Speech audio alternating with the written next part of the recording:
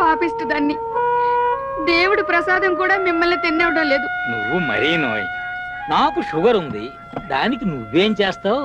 చూడు, ముద్దులు కూడా తీయగా ఉంటాయని రాత్రికి దూరం కామాకే.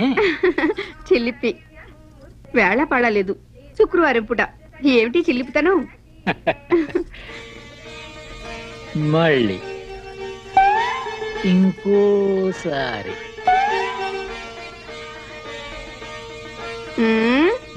ఏమిటా చిలిపి చూపు? నాగుపాము లాంటి నీ నడుం చూస్తూ ఉంటే నాకు మన తొలి రాత్రి గుర్తొస్తోంది. చాలే ఊరుకోండి.